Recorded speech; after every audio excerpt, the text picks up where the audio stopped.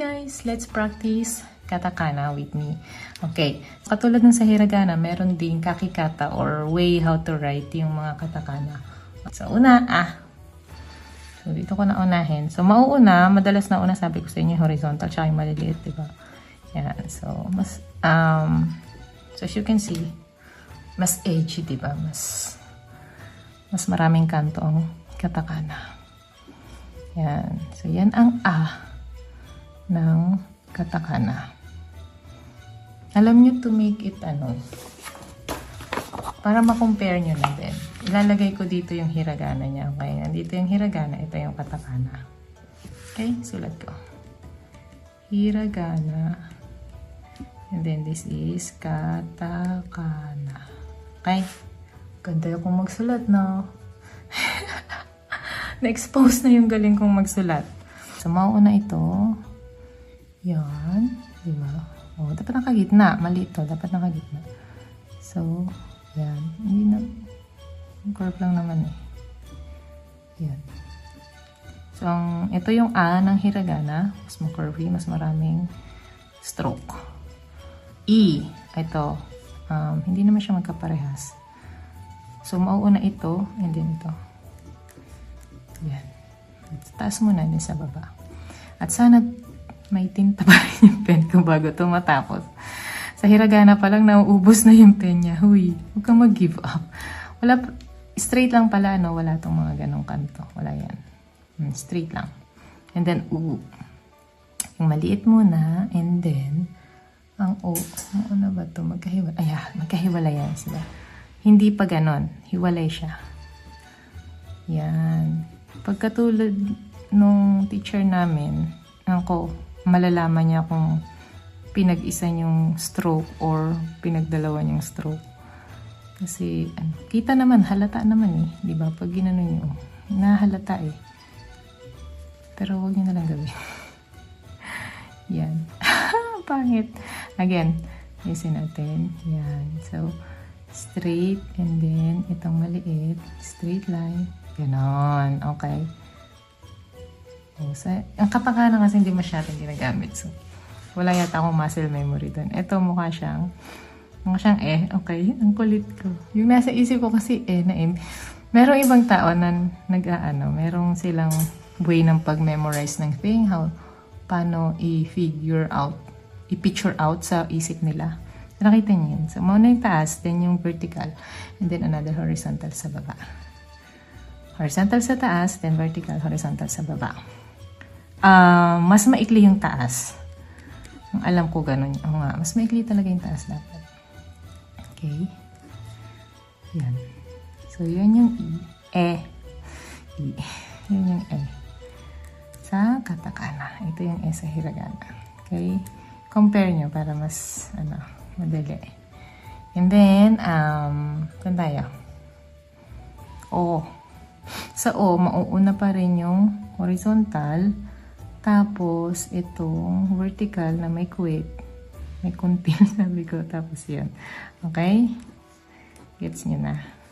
So, horizontal. And then, yung pag ganon, vertical. And then, yung buntot. Ba't nandun yan? Bakit pa kasi hindi ko inalam anong mga proper name nila? Yan. Basta yun. Yan ang Then See? Halos parehas sila ng hiragana. Pero wala tong kuntil. Walang kuwit. Kuntil. At tapos, ang mauuna sa kanya, di ba ito ang nauna yung ganon. Yung ganon. Ito yun din. Mauuna ito. So, pag sulat nyo, para magkaroon ng kanto, stop nyo. Tapos na kayo na. Diba? Yan. So, ang na hiragana, meron dong kuwit. Itong katakana wala. At saka, ito curvy, yung may edgy.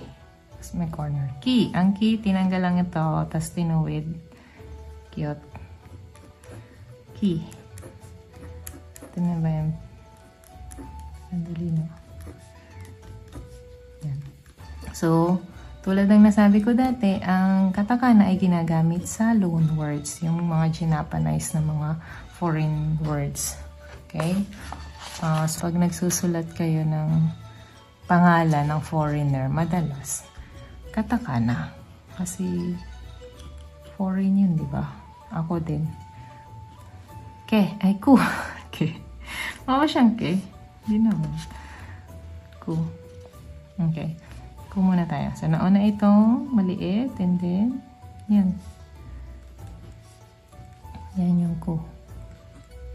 And then, ke.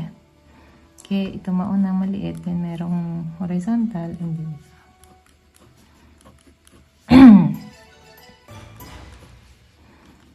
yan. Ke. Or ke.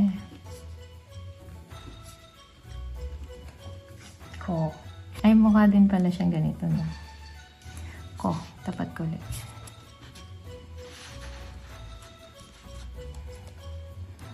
Dito nga. Ganyan yan eh. Ito. Diretso to. And then yan. Okay? Hindi ko na tinignan ako dito. Huwag kayong lalampas. Kailangan ganun siya. Kasi pag diniretso niya, magiging U. U nga yun, diba? Ito. Mukha siyang ganito sa ko, pero lampas. So, magmumukha itong U. Kaya dapat hindi lumampas. Sa. Mauna yung horizontal, tapos itong maliit, tapos yung mahaba. Sa. Tama ba? Nga. Kung tinignan yung ano ko. Kung isulat nyo naman siya ng ano. Wala. Tama, diba? Anyway, mauna yung horizontal, tapos itong maliit, tapos yung mahaba. Tinitingnan ko yung kodigo ko. Papakita ko dito yung kodigo na sinasabi ko. May cheat sheet. Yan. Sa. She. She. Ang she ay mag-start dito sa dalawang maliit. Tapos, mauna yung taas, no? Tapos yung baba. Tapos yung check. Okay? Huwag kayong malilito dyan kasi may kaparehas na naman siya. Tsu. Ito. Tignan niyo kamukha ng tsu. Okay. Sa sunod, papakita ko sa inyo. Paano nyo ma-identify na tsu yun or she. Tsu or she. Meron yan. Natutunan ko yun sa native na Japanese kung paano siya ma-identify. Pero ito, she ito. Okay? Nagmukha smiley. Hindi siya smiley. Pataas. Okay. Tabingin na smiley. Okay. And then, su. Su ito. Yan. Hindi ko pala ito sinunod, no? Hindi ko trinis. Yan. Again, kung gusto nyo na itong file nito, yung soft copy niya, pwede kong ibigay sa inyo. Pero ipalo nyo naman ako, okay? Para makita nyo yung mga sunod kong ituturo sa inyo. Yung mga sunod kong papracticein. Se. Ito muna yun. Tama ba ako? Saan na yung kodigo ko? Yan, tama. Ito muna. Horizontal muna. Tapos yan. Okay?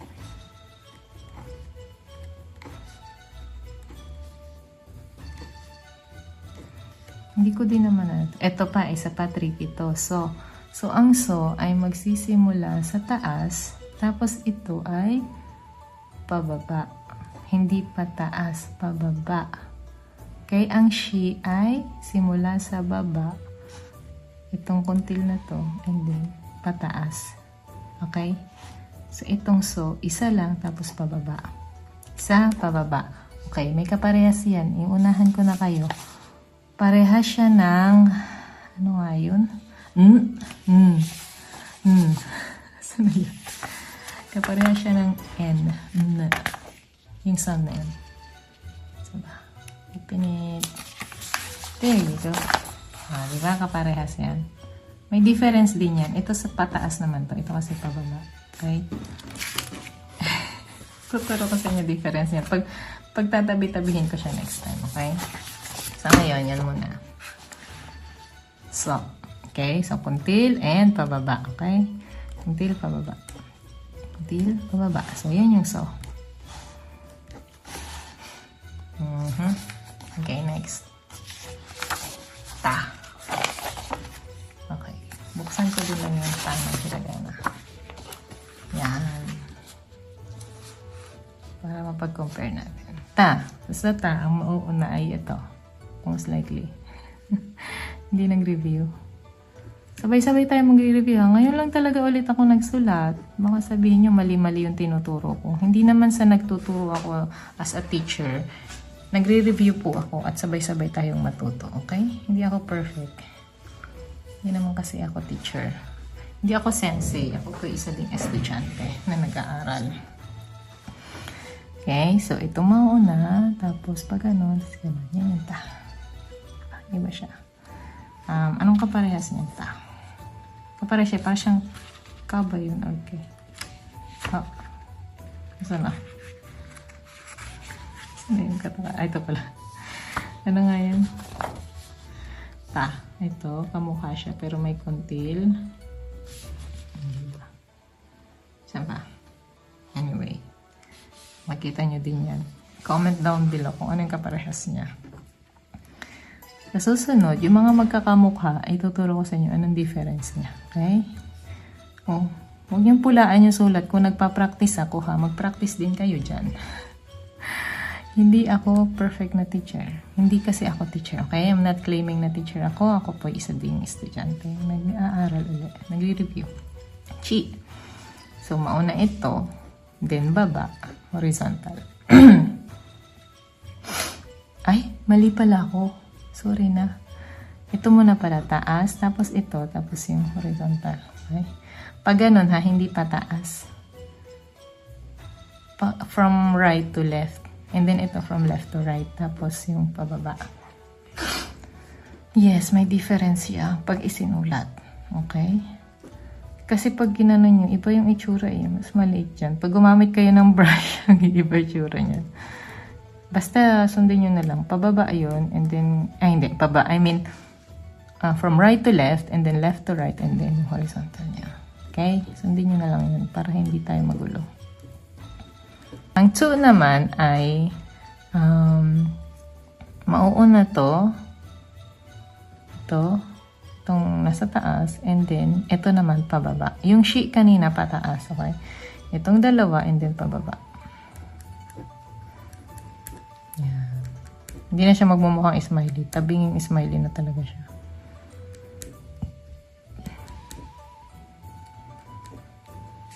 So, taas, and then, itong baba, and then, maliit lang siya, okay?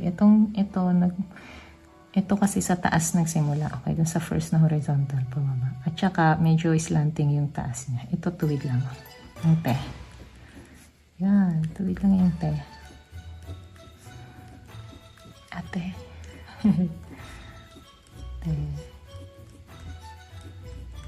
Yan. And then to, wala siyang sanga ng puno. Yan. To. Na. Cross lang. Ito lang. No? Galing, no? Na. Alam nyo ba dati na ang hiragana, di ba hiragana lang kasi dati eh. Ang hiragana, ang dami-dami daw niyan. Mahanapin ko yun. Yung ano na yun, trivia na yun. Ang dami daw dating hiragana. Tapos, yun nila, pinakunti lang nila. Ni. So, importante na maikli yung taas kaysa sa baba. Ni. Para siyang ano, di ba ang number 2 is ni? Yan din yung character niya. Sa kanji, yan na din yung kanji ng ni or number 2. Ni. Okay. Sa susunod pa lang gawin kong lesson is yung numbers ng ichi, ni, san, shi. Then, no. Ay, dito. Hindi ako nag-trace. Ang yabang ko, ha. Hindi na ako nag-trace, ha. O, di pangit. Anyway, ne. Okay, ang dami nitong stroke, ha. Nasaan ang... Ito muna. And then, ito. And then, alin mo na. Itong horizontal, tas itong kuwit. Okay. Taas. Then, angle. Horizontal, kuwit. Taas. Angle. Horizontal, kuwit. Oh. Wala yung horizontal. Hindi diretso ha, putol yan. Oh. Putol yan. Yan. Huwag nyo namang i-bash yung handwriting ko. Ay, pares lang tayo magpa-practice. No! Oh, diba? Ang simple ng buhay. Kung ito, nag-curly ito, tumuwid lang. Pag ito, hindi nyo pa natandaan. Ewan na. Hindi ko may sulat ng tama. Ewan ako. Okay, ha. Ang ha ay parang open lang na. Nag-ha. Ang weird ng brain ko na. Magkakaroon din kayo niyan kung paano nyo ipipicture out sa brain nyo yung letters. He. He-ha. Mukha naman siyang and then fu. Diba? Ang daming stroke ka na yun. Parang yung dito ka. Ang daming stroke. Ang fu, mas madali. Dakadakan. Fu. Walang hu, ha? Fu lang siya. And then he. Parehas yan. O, less na kayo ng i-memorize. Parehas lang yan ang he. At importante rin na mas mataas tong isa na to kaysa dito. Diba? Parehas lang hiragana at katakana niya. Ano, naubusan ng idea. Ho. Okay, mauna. Sa ho, alin ang mauna? Horizontal. Teka, nasa yung code dito. Next page na. Yan. Okay, so ang ho ay horizontal nga muna. And then yung vertical niya na mahaba. Tama? Ayan. And then itong mga kuwit niya. Okay. Ay, naiwan. Okay, horizontal, mahaba, kuwit. No? Ayan. Ito munog. Horizontal, vertical, kuwit. Horizontal, vertical, kuwit. Horizontal, vertical, kuwit. Horizontal, vertical, kuwit. Ayan. Okay, next. Nadali. Ay, ito din.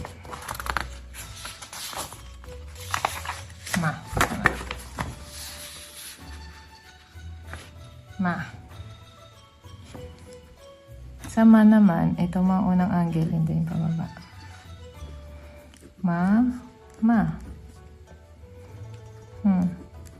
Ganyan. Hindi. Dapat mas mahaba to. Yan, di ba? Mas mahaba. Practice lang tayo ng practice. Again, ulitin ko, kung gusto nyo tong practice sheet ko na to, you can give this to you for free. Pero paki-follow and like naman ako. Subscribe sa mga channel ko. Ilalagay ko sa comment or sa caption kung paano. Kaya i-DM nyo lang sa akin na naka-follow na kayo. Me. Tatlo lang yan. Pero hindi yan ang karakter ng 3 ha. Ibang karakter ng 3. Mu.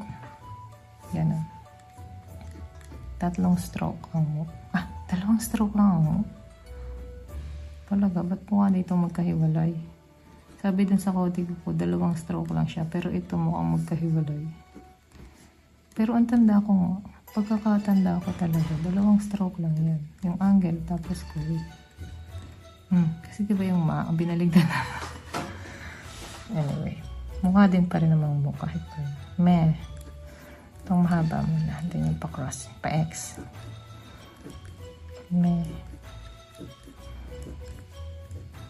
Mo. Taas. Ito. Tapos yun. Tama ba ako? Nasaan yung kodigo ko ng mo? Tama. Itong 2 horizontal muna. Ayan. Ay, para din. Ito. Mas maano lang. Tsaka ito lampas. Ayan. Sana hindi kayo maboard. Nung nag-aaral ako ng ganito, yung, alam niyo, sa office kasi, di ba, ang daming used paper. So, yung mga likod na ginagamit kong practicean. Yeah, ito muna. Tapos ito. Tama, yung angle muna, and then yung baligtad na slant.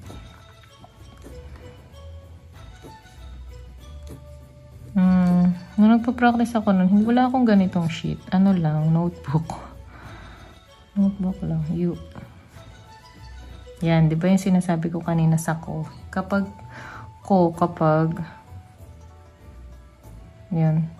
Pero kailangan lumampas siya. Kailangan lampas para magmukha siyang ang ko hanggang dito lang. Yo, malapit na tayo. Yo, tatlo.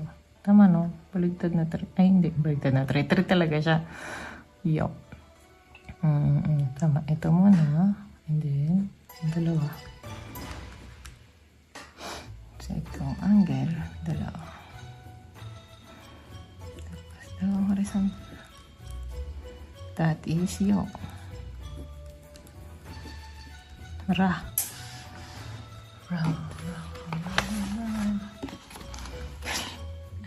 Ang kanta. Ito muna taas. Yan.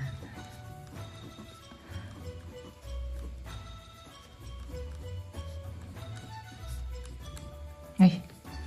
See, pag pinaghiwalay nyo, makikita. Ito halos parehas. Parang pinaghiwalay lang, di ba? Yan. Tingnan nyo yung E. Mukha siyang E ng hiragana, pero yung E ng hiragana, nandun sa kanan yung maiksi. Dito yung mahaba.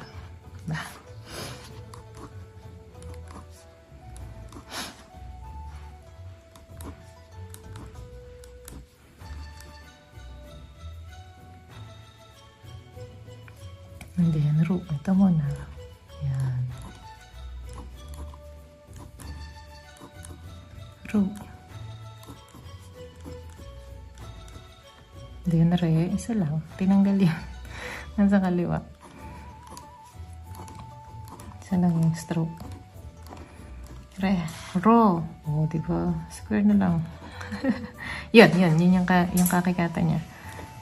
Horizontal. Then, ganyan. Straight. Isang stroke lang yan. And then, ganyan. Diba? Square. Rock. Wow. Ganyan. Maliit. Horizontal. Yan. Anong kaparehas niya? Parang meron siyang kaparehas. Fu. Fu.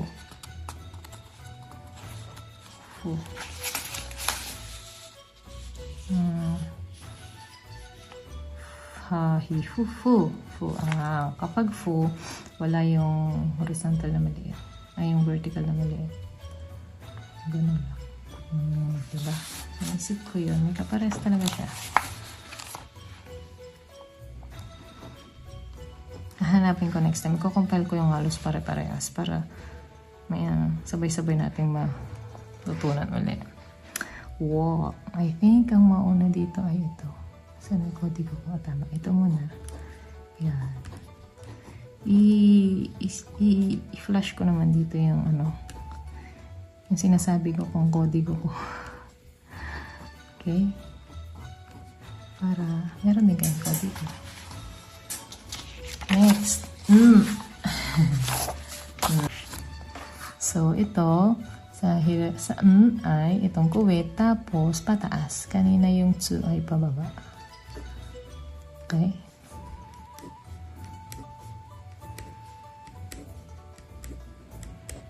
Yan. Tapos na. Na-practice tayo ng katakana. Yan. So, yan. Yan. Again, kung gusto niyo itong practice sheet ko na ito, pwede ko naman ibigay sa inyo to for free. Paki-follow na lang and subscribe. Sa inyo sa akin yung screenshot na nag-subscribe kayo para DM niyo sa akin na yung screenshot na nakasubscribe na kayo or naka-follow para naman mapanood niyo pa rin yung mga next videos na ilalabas ko nung paano ako mag-Nihongo comeback. Yun lang. Thank you.